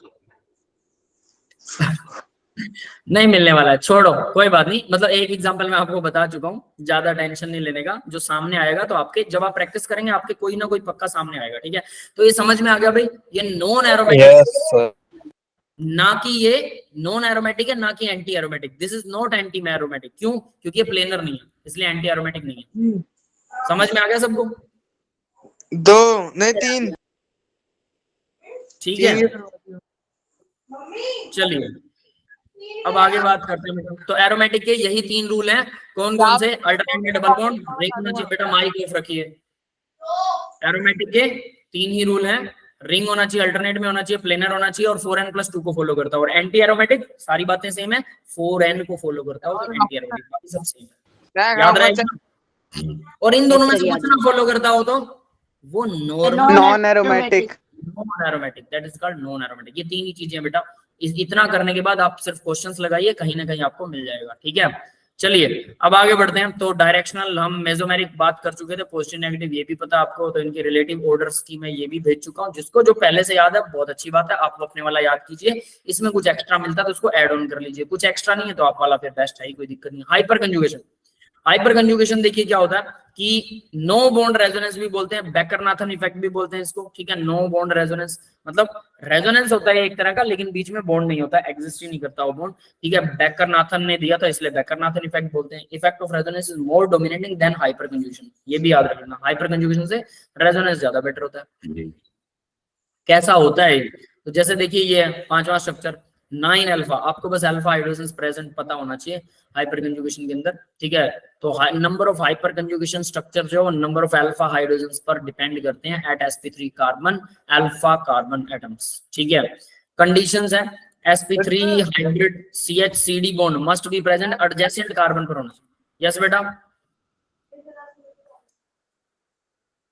तो बोल रहे हो क्या? अपना माइक ऑफ रखिए यार, फैमिली मेंबर से बात कर रहे हैं आप लोग, ठीक है। तो देखिए यहाँ पर C पॉजिटिव दे रखा है, ठीक है। C पर फ्री रेडिकल दे रखा है, उसके अलावा कार्बन कार्बन में डबल बॉन्ड दे रखा है, उसके अलावा कार्बन कार्बन सिंगल बॉन्ड भी हो सकता है, ठीक है। तो यानी इनमें से कुछ भी हो सकता है, तो आपको उसका इफेक्ट देखना है। तो सिंपल सी बात है, यहाँ देखिए फ्री रेडिकल, ये नॉर्मल डबल बॉन्ड है, यहाँ पर भी डबल बॉन्ड है, यहाँ पर भी डबल बॉन्ड है और ये कार्बोकैटायन है। तो इस डबल बॉन्ड के अंदर भी हाइपर कंजुगेशन इफेक्ट करता है। डबल बॉन्ड ये वाला है तो इस कार्बन पर इससे इसके साथ लगता हुआ ये अल्फा कार्बन है, ये वाला भी डबल बॉन्ड है तो इसके साथ लगता हुआ अल्फा कार्बन, तो इसमें 2 अल्फा कार्बन है तो हाइड्रोजन कितने होंगे? 6 अल्फा हाइड्रोजन। अब ये आपको जरूर प्रैक्टिस होना चाहिए, देख लीजिए, मैं इसको थोड़ा बड़ा कर रहा हूँ क्योंकि ये बहुत इंपॉर्टेंट है। जनरली ये इफेक्ट लगता है आसान, बट इसको जब हम देखने बैठते हैं तो हम भूल जाते हैं कि इसमें देखना क्या था। अल्फा हाइड्रोजन देखने सिर्फ, और कुछ नहीं। किसी को डिटेल चाहिए तो मैं डिटेल बता के अल्फा हाइड्रोजन बता सकता हूँ क्या होता है, पता है सबको ना? यस सर पता है। ठीक है, चलिए अब आगे देखते हैं। तो यहाँ पर इसमें अल्फा हाइड्रोजन निकालते कैसे? देखिए डबल बॉन्डेड कार्बन के साथ वाला जो कार्बन, अब इसके साथ तो कोई कार्बन ही नहीं, इधर तो कार्बन ही नहीं, तो इसको छोड़ दो, भूल जाओ। सिर्फ ये वाला कार्बन भी डबल बॉन्डेड, तो इसके साथ वाला कार्बन कौन सा है? ये है अल्फा, तो अल्फा कार्बन ये रहा, अल्फा हाइड्रोजन रहे 3। नेक्स्ट ये दोनों डबल बॉन्डेड कार्बन है, लेकिन इसके आगे तो कुछ है नहीं, तो इसी के ऊपर अल्फा और इसमें हाइड्रोजन, इसके साथ वाले कार्बन पर सिर्फ 2 है, ठीक है। क्लियर है बेटा? यस ऐसा क्लियर। नेक्स्ट देखिए ये दोनों डबल बॉन्डेड कार्बन, तो इसके इधर एक कार्बन है जो अल्फा होगा, इसके इधर एक कार्बन है ये भी अल्फा होगा, दोनों के पास 3 हाइड्रोजन है, तो टोटल हाइड्रोजन कितने हो गए? अल्फा 6 हो गए। ये समझ में आ गया? थर्ड वाला। फोर्थ देखिए कार्बोकैटायन के पास वाले कार्बन पर जो हाइड्रोजन है वो भी अल्फा हाइड्रोजन होते हैं, तो कार्बोकैटायन में भी बैकर-नाथन इफेक्ट है, हाइपर कंजुगेशन इफेक्ट काम करता है, डबल बॉन्ड वाले एडजेसेंट कार्बन पर भी काम करता है, फ्री रेडिकल पे भी काम करता है। तो यहाँ पर देखिए पॉजिटिव आयन पर ये कार्बन पॉजिटिव आयन है, 3 यहाँ है, 3 यहाँ है, 3 यहाँ है, इसके साथ 3 कार्बन अटैच्ड हैं, 1 2 3, तीनों के पास में 3 का अल्फा हाइड्रोजन हैं, तो ये तीनों कार्बन अल्फा हैं, तो इनके ऊपर जो चिपके हुए हाइड्रोजन होंगे वो भी अल्फा होंगे, तो टोटल कितने हैं? 9। यस क्लियर है? Yes clear. अब आगे देखिए ये फ्री रेडिकल है, इसके पास 2 ये रहे, 3 ये रहे, 3 ये रहे, ठीक है। 3 दूना 6 और 2 8, तो टोटल 8 है। तो इस तरह से हमें अल्फा हाइड्रोजन पता होना चाहिए। अब होता क्या है वो अब आप लोगों को पता है, बीच में एक बॉन्ड टूट जाता है, जैसे ये हाइड्रोजन इधर से इलेक्ट्रॉन पॉजिटिव चार्ज है CH2, हाइड्रोजन है अपना ये वाला इलेक्ट्रॉन, देखिए क्या होता है, हाइड्रोजन ये वाला इलेक्ट्रॉन जो है ये कार्बन का था, ये वाला इलेक्ट्रॉन इस कार्बन को दे देती है, तो इस कार्बन के पास वो इलेक्ट्रॉन आ गया तो इसका पॉजिटिव चला गया, ठीक है। और ये इलेक्ट्रॉन तो इसी कार्बन का है, तो ये तो इसी के पास है, अभी भी इसी के पास है, कोई दिक्कत नहीं है। गया किसका इलेक्ट्रॉन? गया सिर्फ हाइड्रोजन का, तो पॉजिटिव चार्ज किस पे आएगा? हाइड्रोजन पे। Hydrogen will be positive charges और बाकी ये डबल बॉन्ड ऐसा आ जाएगा। क्लियर है? यस सर क्लियर है। तो ये इस तरह से वर्क करता है, ठीक है। तो ये बन गया हाइब्रिड स्ट्रक्चर, ये बनाने की जरूरत नहीं है, हाइब्रिड किसी काम के नहीं होते, ठीक है। देख जरूर लेना फिर भी, तो इसमें तो बॉन्ड बन भी रहा है, टूट भी रहा है। हाँ बस ऐसा कह सकते हैं। लेकिन यहाँ पर एक्चुअल में क्या, देखिए नो बॉन्ड रेजोनेंस, हाइड्रोजन और कार्बन के बीच में कुछ समय के लिए बॉन्ड ही नहीं रहेगा। और फिर ये देखिए, ये जो बाकी के 2 हाइड्रोजन और थे ना, ये वाले, अब ये हाइड्रोजन इसको बॉन्ड दे देगा, फिर इस पे पॉजिटिव आ जाएगा, यहाँ बॉन्ड आ जाएगा, फिर ये हाइड्रोजन इसको बॉन्ड दे देगा तो यहाँ बॉन्ड आ जाएगा, इसका पॉजिटिव चला गया, इस पे आ जाएगा, फिर ये इस डबल बॉन्ड को इधर से वापस छीन लेगा तो वापस ये वाली कंडीशन बन जाएगी। क्लियर है? तो जितने अल्फा हाइड्रोजन हैं उतने ही क्या बनेंगे, इसके हाइपर कंजुगेटिंग स्ट्रक्चर बनेंगे। हाँ भाई, क्लियर है बेटा ये बात? Yes sir. Yes number of alpha hydrogen hyper conjugating structure बनेंगे। सर एक बार inductive resonance, mesomeric and hyper conjugation का स्टेबिलिटी ऑर्डर बता दो। ऑल्सो इलेक्ट्रोमैग्नेटिक, ठीक, इलेक्ट्रोमैग्नेटिक तो सबसे कम है, टेम्परेरी होता है, ठीक है। रेजोनेंस और मेसोमेरिक एक जैसे हैं, सबसे ज्यादा होता है। हाइपर कंजुगेशन और इंडक्टिव इफेक्ट एक दूसरे के, इंडक्टिव इफेक्ट की बजाय हाइपर कंजुगेशन ज्यादा होता है, इंडक्टिव इफेक्ट सबसे कम होता है, ठीक है। ये ऑर्डर है, यहाँ लिखा भी हुआ, आगे आ जाएगा, नो वरी। हाइपर कंजुगेशन इन एल्कीन, एल्कीन में डबल बॉन्ड में हाइपर कंजुगेशन दिखा रखी है, करनी है आपको। रेडिकल की हाइपर कंजुगेशन दिखा रखी है, इसमें एक इलेक्ट्रॉन घूमता बस, यहाँ पर ये वाला इलेक्ट्रॉन यहाँ था, ये वाला इलेक्ट्रॉन इस कार्बन को मिल गया, ठीक है, तो इन दोनों के बीच में डबल बॉन्ड बन गया। और ये हाइड्रोजन क्या रहा, ये फ्री रेडिकल, मतलब इस कार्बन का ये इलेक्ट्रॉन हाइड्रोजन के पास यहीं रहता है, ठीक है, इसका इलेक्ट्रॉन नहीं जाता, इस कार्बन का इलेक्ट्रॉन यहाँ आ जाता है, तो इन दोनों के बीच में बॉन्ड बन जाता है। तो ये एरो इन्होंने वैसे गलत दिखा रखा है, एरो हम दिखाते होते हैं ऐसे करके, half headed arrow, half, half का मतलब ये वाला इलेक्ट्रॉन यहाँ जा रहा है, ऐसे दिखाइए, आधा एरो, समझ में आ रहा है सबको? ठीक है, आधा एरो मतलब एक ही इलेक्ट्रॉन जा रहा है। यस बेटा, क्लियर है सबको? Yes sir. Yes sir. ठीक है, आगे देखिए। हाइपर कंजुगेशन इन टाउलिन, टाउलिन में हाइपर कंजुगेशन, तो टाउलिन होती है CH3 लगाओ बेंजीन के ऊपर, उसको टाउलिन बोलते हैं। ये देखिए बेंजीन पर CH3 लगा, तो ये बहुत इंपॉर्टेंट वाला रेजोनेंस टाइप में है hyper conjugation, no bond resonance. Hydrogen इधर बॉन्ड देगा, बेंजीन पर नेगेटिव चार्ज घूमने लग जाएगा, तो बेंजीन पर नेगेटिव चार्ज ऑर्थो पर आया, फिर पैरा पर आया, फिर से ऑर्थो पर आया, तो किस जगह पर नहीं आया, मेटा पोजीशन पर क्या नहीं आया, नेगेटिव चार्ज नहीं आया। तो इलेक्ट्रोफाइल, इलेक्ट्रॉन को लाइक करने वाला, पॉजिटिव चार्ज अगर अटैक करेगा तो या तो पैरा पर करेगा या ऑर्थो पर करेगा। Yes yes sir. तो अगर कोई इलेक्ट्रॉन डोनेटिंग स्पीसीज है, बेंजीन को कोई इलेक्ट्रॉन डोनेट कर रहा है, इंपॉर्टेंट चीजें याद रख लेना, इलेक्ट्रॉन डोनेटिंग ग्रुप क्या करेगा, ऑर्थो या पैरा को एक्टिवेट कर देगा। एक्टिवेट हो गई ना, इस पे नेगेटिव आ गया, यहाँ नेगेटिव आ गया, यहाँ नेगेटिव आ गया। यस, ये बात क्लियर है सबको? Yes sir. ऑर्थो और पैरा एक्टिवेट, तो हम इसको ऑर्थो पैरा डायरेक्टिंग ग्रुप भी बोलते हैं। अगर कोई इलेक्ट्रॉन विड्रॉइंग ग्रुप है, तो विड्रॉ कर रहा है वो बेंजीन से, तो बेंजीन पर पॉजिटिव चार्ज यहाँ आएगा, ऑर्थो पर, दोनों ऑर्थो और पैरा पर पॉजिटिव आ गया। मेटा अब भी वैसी है जैसी पहले केस में थी, मेटा पर ना पहले इलेक्ट्रॉन आया था ना अब आया, तो दोनों मेटा क्या होगा, ये मेटा डायरेक्टिंग ग्रुप होगा, क्योंकि वो ऑर्थो और पैरा को क्या कर देता है, डीएक्टिवेट कर देता है। पॉजिटिव चार्ज आ गया ना, इलेक्ट्रोफाइल इलेक्ट्रॉन चाहिए उसे, पॉजिटिव चार्ज पर तो नहीं मिलेगा उसे इलेक्ट्रॉन, तो कहाँ मिलेगा, मेटा पर, क्योंकि वहां पॉजिटिव भी नहीं है नेगेटिव भी नहीं है, न्यूट्रल है, तो अभी वो न्यूट्रल पे अटैक करेगा। तो ऑर्थो पैरा डीएक्टिवेटिंग ग्रुप होता है जो इलेक्ट्रॉन ले लेता है बेंजीन से, ortho para deactivating, Meta activating नहीं होता, तो वो न्यूक्लियोफाइल, मेटा डायरेक्टिंग कह सकते हो, मेटा एक्टिवेटिंग नहीं। हाँ बेटा क्या कह रहे हो? सर ऑर्थो और पैरा भी तो डायरेक्टिंग होते हैं। Ortho para, ortho para directing तो हमने पहले एग्जांपल दे दिया ना बेटा, ये एग्जांपल ऑर्थो पैरा डायरेक्टिंग का है, हाइपर कंजुगेशन CH3 से ऑर्थो पैरा डायरेक्टिंग करता है। हरलीन बेटा यस, कुछ पूछना चाह रहे हो? सर बिना बॉन्ड वाला हाइड्रोजन कहीं जाता क्यों नहीं है, उसके साथ ही तो रहता है। ये सारी कहानी बेटा मैग्नेटिज्म की है, ठीक है। देखिए मैं आपको मैग्नेट दिखाता हूँ, यहाँ पर मान लीजिए मैग्नेट है, ठीक है, एवरीथिंग इज बैलेंस, वैसे रियल में मैग्नेट है मेरे पास, ठीक है। ये अगर आपको दिख रहा है, ये देखिए, अगर मैं इसको हल्का सा इतना बैलेंस कर लूं कि ये ना गिरे और ना चिपके, is this possible? Yes it is possible. इतना बैलेंस हो जाए, हालांकि इतना बैलेंस हो नहीं रहा है मुझसे, लेकिन इतना कर सकते हैं ना। ये कुछ वैसा सा ही है कि हम इसको इतना बैलेंस कर देते हैं कि ना ये गिरेगा ना ये चिपकेगा। क्लियर है सर? हाँ यस बेटा। सर। सर इसका एक रीजन मैंने एक बुक में पढ़ा था कि जो कार्बन डबल बॉन्ड बनाता है उसका जो पाई इलेक्ट्रॉन क्लाउड होता है उससे चिपक जाता है H+। कार्बन जो डबल बॉन्ड बनाता है उसकी वजह से जो पाई इलेक्ट्रॉन क्लाउड होता है उससे वो चिपक जाता है H+। पाई इलेक्ट्रॉन क्लाउड पर H+ चिपकता नहीं है सर मतलब वो अट्रैक्ट बनाना- रहता है उससे। अट्रैक्टेड रहता है, हाँ वही कह रहा हूँ, चुंबक की तरह अट्रैक्शन रहता है, चिपकता नहीं है। चिपक जाएगा तो बॉन्ड को छीन लेगा फिर। और वो पाई इलेक्ट्रॉन तो देखो नीचे भी चला जाता है ना बाद में। यहाँ पर, यहाँ जैसे ये डबल बॉन्ड बन गया ना यहाँ, अब प्रणव क्या करे, यहाँ डबल बॉन्ड बन गया तो ये इलेक्ट्रॉन्स ऐसे घूम रहे हैं इस कार्बन के बीच में, ठीक है, ये इलेक्ट्रॉन यहाँ घूम रहे हैं, ये यहाँ घूम रहे हैं। H पॉजिटिव आयन इसके साथ रहता है, इसको अट्रैक्ट करके रहता है, इस इलेक्ट्रॉन क्लाउड को अपनी तरफ मैग्नेट की तरह अट्रैक्ट करके रहता है। क्लियर है? जो प्रणव बोल रहा है वैसा है, पॉसिबल है बिल्कुल। मतलब कुल मिला के ये क्या होता है, जैसे मैं बोल रहा हूँ ना, मैग्नेट एक ऐसा बैलेंस बना लेती है कि वो चिपका रह जाता है। लेकिन देखो इसका मतलब ये नहीं कि वो हमेशा चिपका ही रहेगा। इससे H positive ion acidic in nature हो गया, तो इसको हटाना बहुत आसान हो गया। हम यहाँ से ये भी बोलते हैं कि जब हाइपर कंजुगेशन होती है तो वहां पर जो कार्बन जिससे हाइड्रोजन का बॉन्ड टूटता है वो क्या हो जाता है, वो एसिडिक हो जाता है। तो उस H पॉजिटिव आयन को कोई अगर नेगेटिव आयन एक्सेप्ट करना चाहे तो आसानी से एक्सेप्ट कर सकते हैं। क्लियर है? Yes yes sir. डायरेक्टिंग का मीन पूछ रही है भाई, सुने ना, ठीक है। डायरेक्टिंग का मीन देखिए बेटा क्या है कि डायरेक्शन, सिंपली बताता हूँ, ठीक है।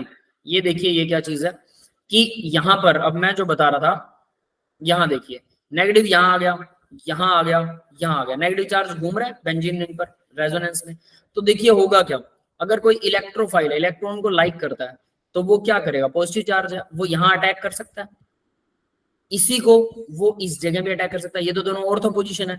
अगर वो यहाँ भी अटैक कर सकता है, तीन जगह पर नेगेटिव आता है तो तीनों जगह वो अटैक कर सकता है। तो मतलब बेंजीन रिंग अब इलेक्ट्रोफाइल को डायरेक्ट कर रही है, डायरेक्शन दे रही है कि भाई ऑर्थो या पैरा के पास आ जा, यहाँ पर हम केमिकल बॉन्ड बना सकते हैं, ठीक है। इसके अलावा दूसरी किसी पोजीशन पर मेरे पास इलेक्ट्रॉन नहीं है, इसलिए हम इसे क्या बोलेंगे कि अगर कोई बेंजीन रिंग को इलेक्ट्रॉन दे रहा है तो बेंजीन रिंग पे ऑर्थो और पैरा पोजीशन पर नेगेटिव चार्ज आ जाएगा, तो बेंजीन रिंग ऑर्थो और पैरा डायरेक्ट करेगी किसी इलेक्ट्रोफाइल को जो उससे जुड़ना चाहता है, तो उसे बोलेगी कि मेरे ऑर्थो और पैरा पर आके जुड़ना, बाकी नहीं। लेकिन अगर रिवर्स हो तो बेंजीन पर पॉजिटिव चार्ज आ रहा हो और बेंजीन किसी को इलेक्ट्रॉन दे रही हो, बाहर कोई ग्रुप बैठा है जिसको बेंजीन इलेक्ट्रॉन दे रही है, तो बेंजीन रिंग पर आएगा पॉजिटिव चार्ज, तो पॉजिटिव चार्ज भी ऑर्थो और पैरा पर घूमेगा। और इलेक्ट्रोफाइल को क्या चाहिए, वो खुद पॉजिटिव चार्ज होता है तो ऑर्थो पैरा पर तो नहीं जाएगा, फिर वो मेटा पर जाएगा, तो उसे मेटा डायरेक्टिंग ग्रुप बोलेंगे। मतलब मेटा पर अब बेंजीन कह रही मेरे पास ऑर्थो पैरा पर इलेक्ट्रॉन नहीं है, मेटा पर आ जाए, तो वो मेटा पर जुड़ेगा, उसकी रिएक्शन मेटा पर होने की प्रोबेबिलिटी बढ़ जाएगी बहुत ज्यादा, और जनरली वो मेटा पर ही जुड़ेगा, है ना, तो उसको मेटा डायरेक्टिंग बोलेंगे। क्लियर है? Yes sir. Yes sir. तो बहुत इंपॉर्टेंट है, अगर नहीं आती है तो अभी से सीख लीजिएगा। Next application of hyper conjugation effect की एप्लीकेशंस है, ठीक है। तो एप्लीकेशंस देखते हैं अब जरा। स्टेबिलिटी ऑफ एल्कीन की स्टेबिलिटी बताता है हाइपर कंजुगेशन इनवर्सली प्रोपोर्शनल होता है, hyper conjugating structure inversely proportional to enthalpy of hydrogenation. Double bond को हाइड्रोजनेशन मतलब डबल बॉन्ड को हाइड्रोजन जो देते हैं हम, ठीक है। स्टेबिलिटी डिक्रीजिंग ऑर्डर में स्टेबिलिटी देखिए, 4 CH3 लगे हुए थे डबल बॉन्ड्स के पास, ठीक है, तो इनको 4 तरफ से इलेक्ट्रॉन मिल रहे थे, ये इधर आ जाएगा नेगेटिव हो जाएगा और इसको हम फिर हाइपर कंजुगेशन से इस कार्बन को इलेक्ट्रॉन मिलेंगे। यहाँ पर कितने मिल रहे हैं, 3 3 6 और एक 7 हैं अल्फा हाइड्रोजन, तो इन डबल बॉन्ड की स्टेबिलिटी कम हो गई, सीधी सी बात है ना। नेक्स्ट सिर्फ 2 3 और 3 6 कितने हो गए, ये तो ज्यादा है, कुछ गड़बड़ कर रहे हैं हम। अरे सॉरी, ये डबल बॉन्ड में अल्फा नहीं गिना जाएगा, तो फिर ये गिना जाएगा, 3 3 6 3 9, इसमें भी 9 है, इसमें कितने सर बीटा 12 है, हाइड्रोजन जिन हो गया ये अल्फा है ना, इसमें 12 अल्फा हाइड्रोजन है, इसके अंदर 9 है क्योंकि ये दोनों डबल बॉन्डेड कार्बन है, ठीक है। और इसके अंदर कितने हैं, 3 6 6 डबल है बॉन्ड सर जी, और ये डबल बॉन्ड है, तो ये तो काउंट ही नहीं होगा, है ना। कार्बन ओनली 6 ओनली 6 है, तो इस तरह से होगा। क्लियर है बेटा, अल्फा हाइड्रोजन काउंट करने आने चाहिए, जी। सो ठीक है। हीट ऑफ हाइड्रोजनेशन, अगर हम हाइड्रोजन देते हैं डबल बॉन्ड को तोड़ते हैं, ठीक है, तो हीट ऑफ हाइड्रोजनेशन किसमें सबसे ज्यादा मिलेगी, तो देखिए जरा, इसमें हीट ऑफ हाइड्रोजन सबसे कम मिलेगी, मतलब इस डबल बॉन्ड को तोड़ने में एनर्जी क्या चाहिए, ज्यादा। Greater the number of alpha hydrogen greater will be the stability of alkene, alkene ज्यादा स्टेबल होगी अगर अल्फा हाइड्रोजन ज्यादा है। दस greater extent of hyper conjugation result lower value of heat of hydrogenation, hydrogenation में जब हम हाइड्रोजन देंगे तो इसमें सबसे ज्यादा हीट मिलेगी, इसमें कम मिलेगी क्योंकि इसका अल्फा हाइड्रोजन कम हो और ज्यादा हो गए, इसमें सबसे कम मिलेगी क्योंकि सबसे ज्यादा अल्फा हाइड्रोजन इसमें। क्लियर है? बॉन्ड लेंथ का असर है भाई, तो बॉन्ड लेंथ में देखिए डबल बॉन्ड, ये डबल बॉन्ड कैरेक्टर आ जाएगा यहाँ पर, यहाँ पर डबल बॉन्ड आ गया ना, तो कहीं ना कहीं डबल बॉन्ड कैरेक्टर आ जाता है, ये वाला डबल बॉन्ड थोड़ा कम हो जाता है और ये वाला डबल बॉन्ड कैरेक्टर बढ़ जाता है, कुछ ऐसा होता है। स्टेबिलिटी ऑफ कार्बोकैटायन की स्टेबिलिटी भी हाइपर कंजुगेशन से डिफाइन कर सकते हैं। 3 वाला सबसे ज्यादा स्टेबल होगा क्योंकि इसको इलेक्ट्रॉन देने वाले 3 तरफ CH3 है, इसको 2 तरफ है, इसको 1 तरफ है, इसके कोई CH3 है ही नहीं, तो सबसे ज्यादा अनस्टेबल ही होगा। यस, क्लियर है सबको? Yes sir. फ्री रेडिकल की स्टेबिलिटी ये भी वैसी होती है, फ्री रेडिकल की स्टेबिलिटी भी कुछ उसी तरह से वर्क करेगी। इलेक्ट्रॉन डोनेटिंग स्पीसीज कितने हैं इसके चारों तरफ। अब बात आती है इलेक्ट्रोमैग्नेटिक इफेक्ट, सबसे बकवास इफेक्ट है, सबसे सिंपल इफेक्ट है इलेक्ट्रोमैग्नेटिक इफेक्ट, ठीक है। देखिए जरा, ई पॉजिटिव इफेक्ट मतलब टेम्परेरी इफेक्ट होता है।